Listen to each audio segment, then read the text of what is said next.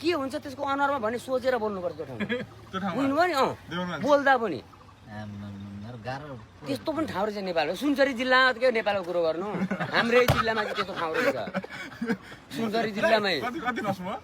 4 दिन बसेको माछा 4 वर्ष बसेर लाग्नु निस्किन पाइँदैन होइन निरञ्जन त्यो स्कुलबाट बाहिर निस्किन पाइँदैन राति पनि सबै वाल हेर्नु पर्यो बा बम फ्याल्दिन्छन् कि बा आएर हान्छन् कि चिया दोकानमा गयो बोल्दाखेरि ठिक्क बोल्यो थपक्क खाएर निस्किहाल्नु पर्यो बेलुका त झन् हिँड्नै पाइँदैन सशस्त्र आर्मी पनि थिए नि भएर के गर्नु त्यस्तो गाउँबाट गाउँमा हिँड्यो नि गस्ती पनि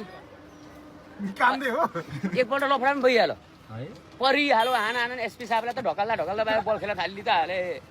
अनि तुरन्त फोन गरेर ससुर आएर छिल्लीबिली पार्दै मान्छेले गुड आयो कि त्यतिकै नि खोजेर झगडा गर्ने क्या त दङ्गा मचाउनु खोजेको नि त्यसको रोलै त्यस्तो क्या ठाउँ फेरि हेर्दाखेरि चाहिँ मर्ना अरे तँ ल्याखुरे केही गर्दैन जस्तो हुने कि गर्नु पर्यो भने फेरि साफै भनेको भन्दैछु त कहिले लगिदिएको होइन ल मासले उहाँ त आफ्नो ठाउँ जक्सन पढ्यो के हुन्छ होला भनेको त उहाँ पुग्यो त ब्रिफिङ सुनेर गाउँ हेर्दा त ला अफगानिस्तान र इरानमा आए जस्तो भइहाल्यो नि अब त सेम त्यही लाग्यो भने यस्तो पुरा अल्लाहका मन्दिर मात्रै छन्